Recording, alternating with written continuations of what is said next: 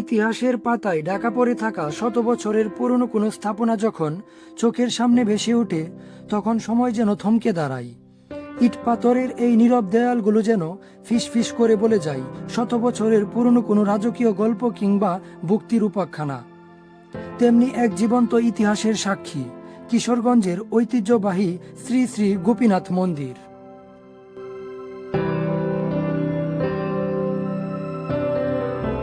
Hello viewers, সবাইকে স্বাগত জানাচ্ছি আজকের ট্রাভেল ব্লগে।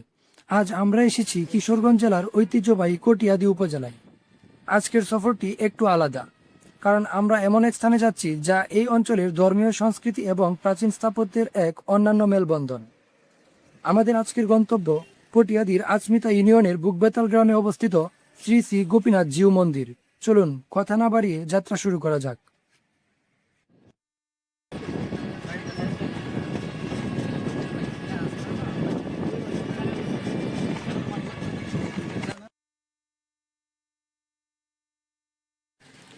তো আমরা এখন আছি কিশোরগঞ্জ জেলার কটিয়াদী উপজেলার সেই 500 বছরের পুরনো গোপীনাথ মন্দির, যা এখনও এই মন্দিরটি সংরক্ষিতভাবেই রয়েছে এবং এখানে বহু দূর দূরান্ত থেকে অনেক মানুষই কিন্তু এখানে আসছে।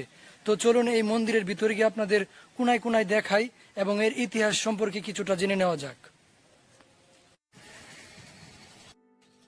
ইতিহাস ঘাটলে জানা যায় আজ থেকে প্রায় 450 বছর আগে আনুমানিক 1585 খ্রিস্টাব্দে স্থানীয় সামন্ত রাজা নবরঙ্গ রায় স্বপ্নদৃষ্ট হয়ে এই মন্দিরটি প্রতিষ্ঠা করেছিলেন। জনশ্রুতি রয়েছে রাজা নবরঙ্গ রায় এক রাতে স্বপ্ন দেখেন যে গোপীনাথ জিউ কৃষ্ণ তাকে একটি নির্দিষ্ট স্থানে মূর্তি প্রতিষ্ঠার নির্দেশ দিচ্ছেন। রাজার হাত ধরেই সূচিত হয় এই গোপীনাথ বাড়ির পথ চলা, যা আজ শতাব্দীর পর শতাব্দী ধরে ভক্তদের এক পরম তীর্থস্থান।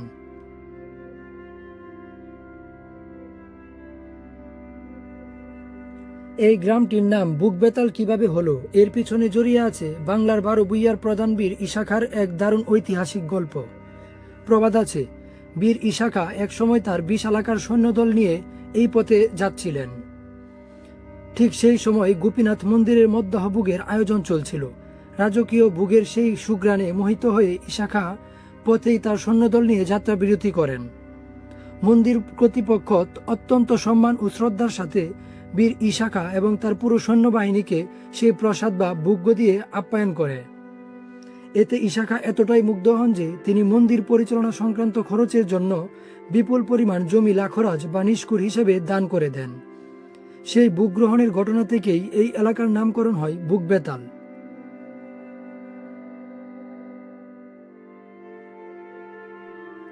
গোপীনাথ মন্দিরকে ঘিরে প্রতি বছর আষাঢ় মাসে অনুষ্ঠিত হয় ঐতিহ্যবাহী রথযাত্রা উৎসব। এটি সমগ্র পূর্ববঙ্গের অন্যতম প্রাচীন ও বৃহৎ রথযাত্রা।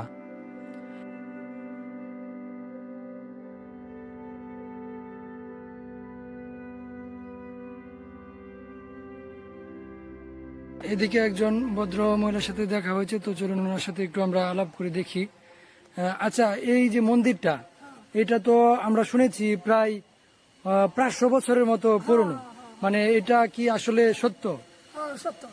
মানে এটা আমাদের গোপীনাথ আছে, এরপরে ধরুন এই আফ্রিদি সব কিছু আছে এই মন্দিরে।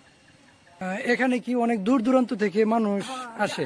ঢাকাতে আইয়ে, এরপরে ধরুন এই মৌসুমীতে আইয়ে, অনেক দূরতে আইয়ে।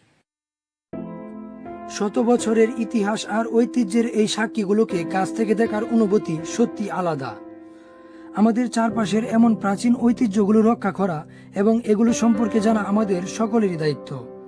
আপনি যদি কিশোরগঞ্জের কটিয়াদীতে আসেন, তবে এই গোপীনাথ মন্দিরটি ঘুরে দেখতে ভুলবেন না।